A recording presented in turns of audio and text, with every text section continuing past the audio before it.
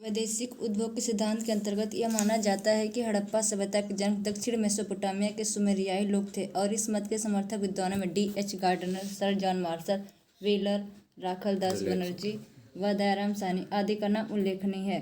पुष्टि के तौर पर इन लोगों ने कहा कि हड़प्पा सभ्यता के उद्भव में कोई भी संक्रमण काल नहीं दिखता है। इसके अलावा दोनों सभ्यताओं में कई समानताएं भी थी, जैसे दोनों सभ्यताएं किसी न किसी नदी के किनारे बसी थी। हड़प्पा सिंधु या उसकी सहायक नदियों के आसपास, जबकि मेसोपोटामिया दजला व फरात नदियों के आसपास बसी थी। दोनों की अर्थव्यवस्था का आधार कृषि था, दोनों सभ्यता नगरीय थी और दोनों में पक्की ईंटों का प्रयोग होता था इत्यादि।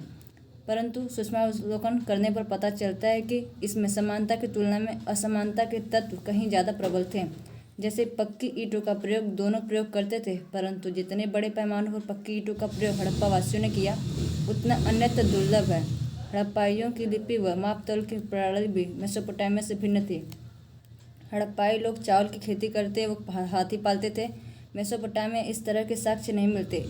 इन असमानताओं के आलोक में अब इसके वैदेशिक उद्भव के सिद्धांत की बात अस्वीकार की जाने लगी है और इसके स्थान पर स्थानीय उद्भव के सिद्धांत को ज़्यादा मान्यता मिलने लगी है। स्थानीय उद्भव के सिद्धांत के समर्थक विद्वान में ऑल्विन दंपति, D.P. Agarwal, Rafiq Mughal, sir Ranganath Rao, R.S. Bisht आदि प्रमुख हैं। इनका मानना है कि हड़प्पा सभ्यता का उद्भव स्थानीय नवपाषाणकालीन बस्तियों में हुआ था।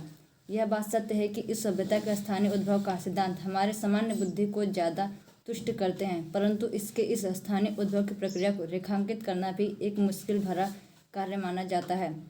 फिर भी क्रमिक रूप से इसके उत्थान का विश्लेषण इस प्रकार किया जा सकता है। 7000 ईस्वी पूर्व में पाकिस्तान के बलूचिस्तान में स्थित मेहरगढ़ के लोगों ने सर्वप्रथम गेहूं व जौ की खेती की तथा भेड़ व बकरी पालन को प्रारंभ किया। अर्थात मेहरगढ़ के लोगों ने ही सर्वप्रथम कृषक बस्तियों का निर्माण किया। 5000 ईस्वी पूर्व के आसपास लोग घास फूस और कच्ची मिट्टी के मकान बनाने लगे। शिकार कम होने लगा और अनाज रखने के लिए हस्त निर्मित मृत भांड का प्रयोग होने लगा। 3500 ईस्वी पूर्व के आसपास वे कुम्हार के चाक का प्रयोग करने लगे। अब बड़े पैमाने पर मृत भांड का निर्माण प्रारंभ हुआ। इसी काल में शंख, सीपी, फिरोजा और लाजवर्त मणि जैसे कुछ उद्योग धंधों का विकास होने लगा। 3000 ईस्वी पूर्व के आसपास बड़े पैमाने पर कृषक वस्तुओं का निर्माण प्रारंभ हुआ और सबसे बड़ी बात मृत भांड निर्माण की क्षेत्रीय परंपराएं भी अब प्रारंभ हुई। 3000 ईस्वी पूर्व के बाद मृत भांड निर्माण का क्षेत्रीय स्वरूप कमजोर हो गया और इसके स्थान पर एक समरूप चरित्र सारे क्षेत्र के मृत भांडों में देखे जाने लगे। इसके अलावा नगरों को अब व्यवस्थित तरीकों से बसाया जाने लगा।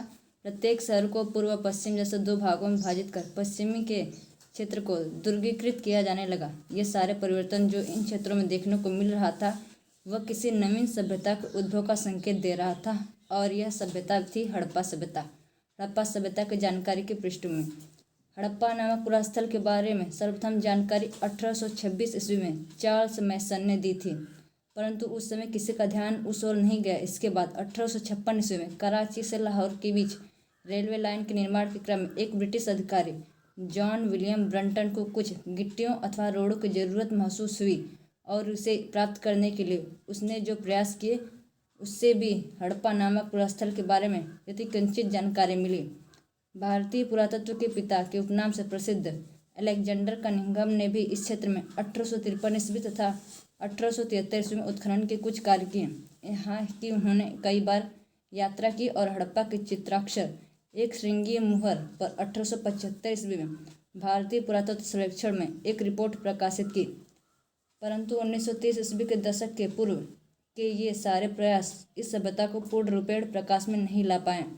1921 ईस्वी में प्रसिद्ध पुरातत्वविद व भारतीय पुरातत्व सर्वेक्षण विभाग के महानिदेशक सर जॉन मार्शल के नेतृत्व में राय बहादुर श्री दयाराम साहनी के द्वारा पाकिस्तान के पंजाब प्रांत के मोंटगोमरी, वर्तमान में साहिवाल जिले में रावी नदी के बाएं तट पर स्थित हड़प्पा नामक पुरास्थल की विधिवत खुदाई की गई। अगले वर्ष सन 1922 ईस्वी में राखल दास बनर्जी ने सिंध प्रांत के लरकाना जिले में सिंधु नदी के दाहिने तट पर स्थित मोहनजोदड़ो का उत्खनन किया और तब जाकर यह सभ्यता लोगों के सम्मुख पूर्ण रूपेण प्रकाश में आ गई। हड़प्पा सभ्यता का भौगोलिक विस्तार। हड़प्पा सभ्यता के संबंधित पुरास्थल भारतीय उपमहाद्वीप के भारत, पाकिस्तान और अफगानिस्तान जैसे देशों से प्राप्त हुए हैं। अफगानिस्तान में मुंडी गाँव तथा सोर्तगोई जैसे 2 हड़प्पाई बस्ती के साक्ष्य मिले हैं। सन 1947 ईस्वी के पश्चात भारत एवं पाकिस्तान में इस सभ्यता से संबंधित उत्खनन कार्य तेजी से बढ़ा।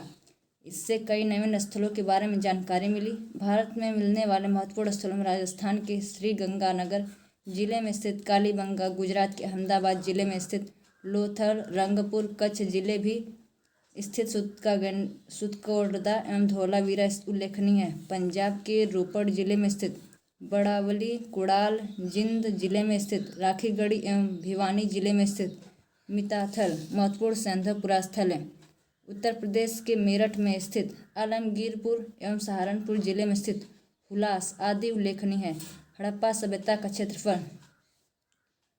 12,99,600 वर्ग किलोमीटर था। इस सभ्यता का आकार त्रिभुजाकार था। स्टुअर्ट पिगट महोदय के अनुसार इस सभ्यता की जुड़वा राजधानी हड़प्पा और मोहनजोदड़ो थी।